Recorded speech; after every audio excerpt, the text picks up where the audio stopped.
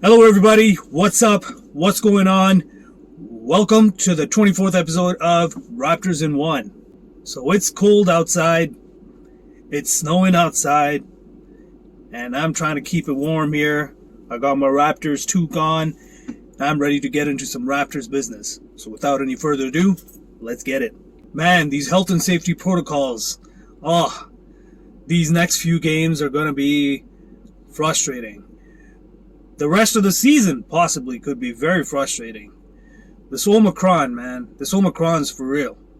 And a lot of these people who are not taking it seriously, who haven't been taking COVID seriously from day one, until you guys shape up, just take your precautions at the very least.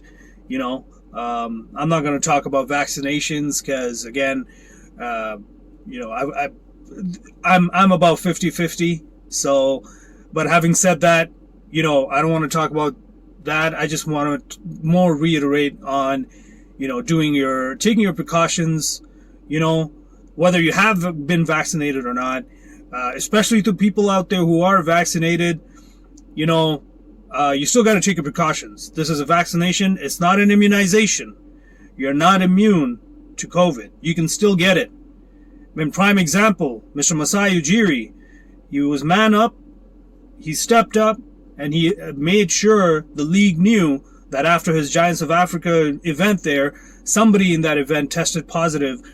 So it goes to show that they're doing their due diligence. Yes, they're having this event, but they made sure they did the testing. They made sure that everybody was followed up after who was, just to make sure that contact tracing was followed, So, guys, we need to take our precautions.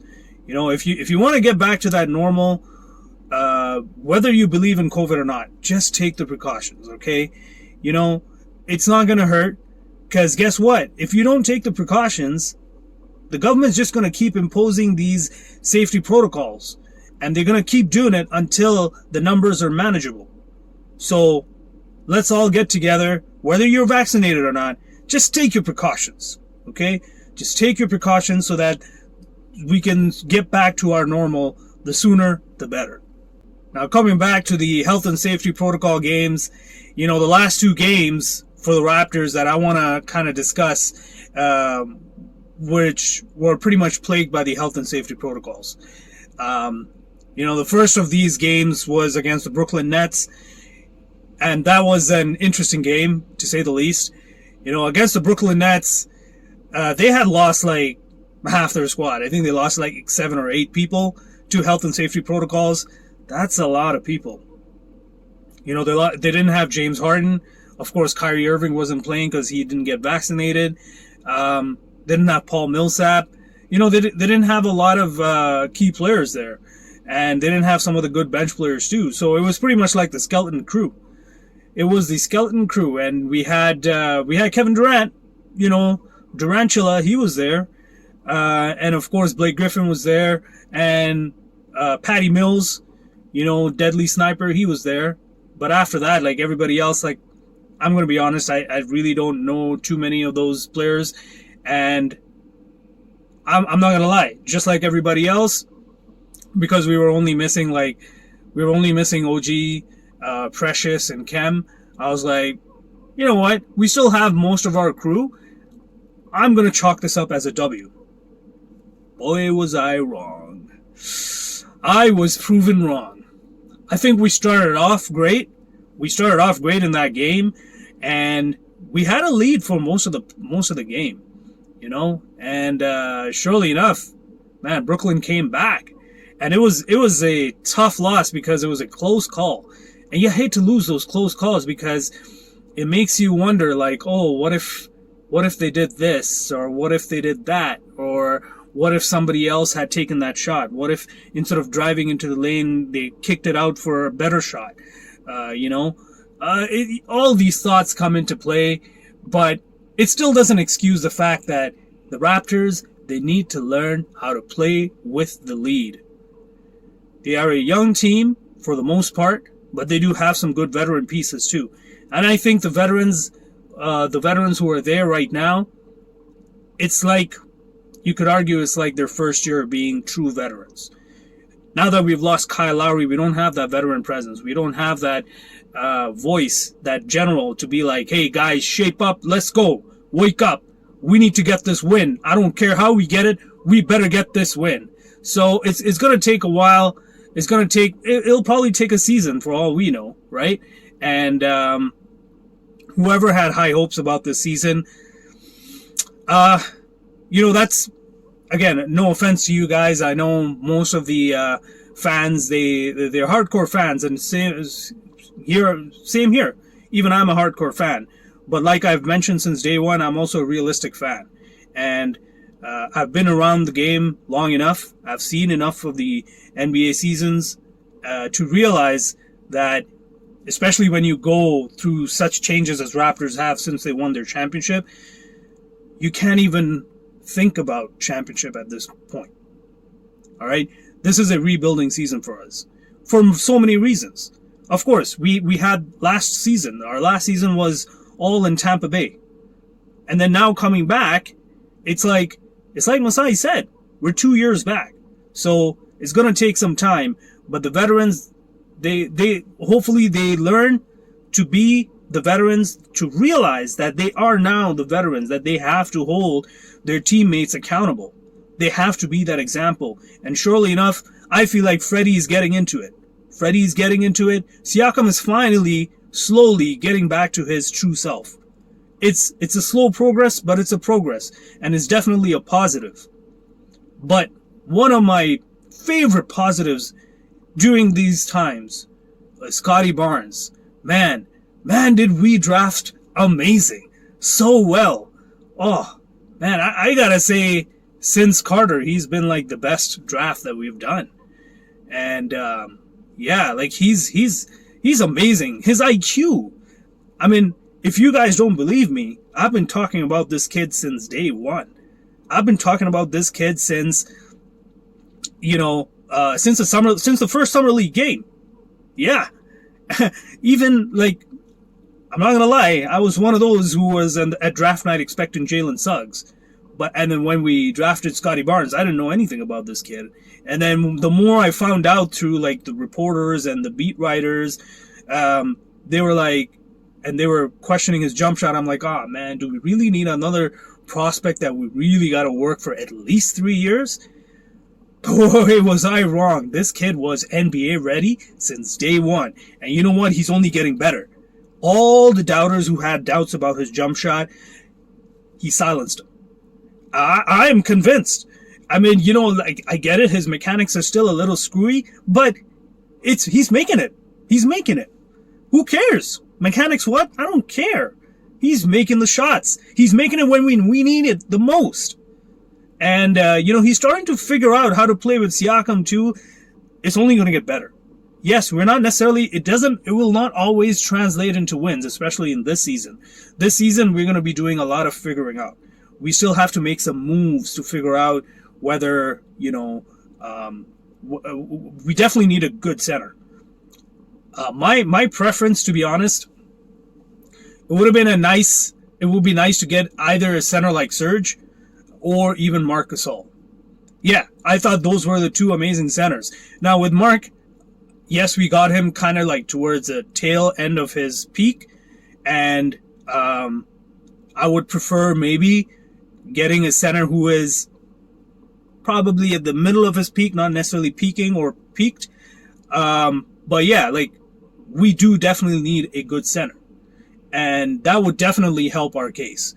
But to say that we're making a deep run in the playoffs this time around, I wouldn't count on that just yet, boys. I think we got time. Like I said, we definitely got 2 to 3 seasons. And of course, the health and safety protocol games, the way that the league's been postponing games, and I'm 100% on board with that. You gotta be safe. You gotta play it safe. You either postpone games or you postpone or cancel the whole season. We don't want that. We want our games, but let's be smart about it. Let's postpone it. Let's make sure that the people who've tested positive are taking the right precautions, following the protocols, doing the isolation and all that good stuff so that we can get back to the game that we love the most, whether it is to play it or to watch it. So we want to see some entertaining basketball, and so we have to be patient. We definitely do. I know I digressed quite a bit now, but coming back to the Brooklyn game, Durant was Durant. Like, he killed us, And Patty Mills, man, he stepped it up big time. Like, I don't know what happened to our defense, I thought we had a good control of the game for the first, maybe even I would argue, like, first three quarters, and then after that something happened. We couldn't control the lead. That's not good. So that was a disappointing loss against the Brooklyn Nets, and we that should have been a win. That really should have been a win. I don't care if Durant is as good as he is. If we want to go to the playoffs and we get moments and opportunities like this, we got to jump on it. We got to jump on it from the tip-off all the way till the buzzer at the end of the game. We cannot take our foot off the pedal. Learn to play with the lead and, execute. Mental lapses are allowed every now and then, but we don't want it to cost the whole game. So we got to figure things out. We got to somehow figure it out. Now moving on to the next game, the game right after the Brooklyn Nets. It was the game against Golden State Warriors. That was an interesting game because, again, it was a similar situation, except they did not lose most of their squad to health and safety protocols. They only lost Jordan Poole, I believe, to health and safety protocols. The rest of them, it was more like, Steph Curry, he was given the day off, rest. Draymond had some health issues. Wiggins had some health issues. But then recently I heard that Wiggins has gone into health and safety protocols. So there we go. James Wiseman wasn't there. So they didn't have quite a few key players in that game too. And again, common sense dictates when, sure, we lost Pascal Siakam to health and safety protocols as well as Delano Banton, but we got two good players back in return. We got OG Anunoby back in action, and of course we got Precious back in action as well. So it was kind of like, okay, we don't have our full squad back yet, but we still have the advantage versus Golden State, who pretty much lost most of their key players. Having said that, though, I was like, you know what? This could very well be a trap game. Knowing how the Raptors are and how they performed against Brooklyn Nets just the other night, it could very well mean a loss. So, being the skeptical hardcore fan that I was like, you know what? I'll hold out. I'll hold out till the buzzer beater.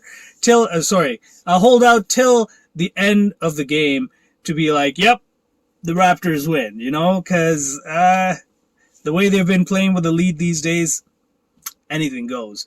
Having said that, though, we won this game, and we won it. We had a good lead, and we started playing since the tip-off. We didn't take our foot off the gas. Once we got that lead, we even maintained the lead. So that was amazing. That was a good step. That was a positive step because, yes, we didn't have Pascal. Yes, we didn't have Delano. We got OG back, so that was positive. And he had a decent game himself, too. It wasn't too bad, considering he was coming off of a hip pointer injury. And we had Precious. Precious had some good moments, too, and that was in the positive direction. So, yeah, we have Precious back. He had a pretty alright game too. And, Freddie, Gary Trent, they did, they played pretty well. Freddie had an amazing game, man. Freddie is now I will officially coin him the floor general. He is good. He's good now, boys. Ladies and gents, he's good. So, did I say he's good? Anyway, it was amazing. And, Now, granted, yes, this is a squad. This is Golden State squad that we lost to the first time around, and they didn't have Steph Curry, they didn't have Draymond, they didn't have James Wiseman, no Jordan Poole. You can even argue they didn't even have Klay Thompson, right? So, but we took care of business. We finally did what we were supposed to do to a weaker team. Take advantage of it. Get that W. That's what's more important than anything else right now. So we're now under one game under 500, and of course today we were supposed to play the Orlando Magic, but health and safety protocols strikes back, and the Orlando Magic has had to postpone this game because, again, some of their staff and some of their players have been exposed to this, and so they have to take their precautions, which is why the game has to be canceled. So that's it for me, guys. Hit the comment section. Let me know what you guys think about the COVID health and safety protocols that the league is being plagued with. Of course, it's not just the NBA. Even the NHL is feeling the effects of this, and I believe even the NFL is. So let me know what you guys think. And, if you like the content, hit a thumbs up, subscribe to it. Check out my other videos as well.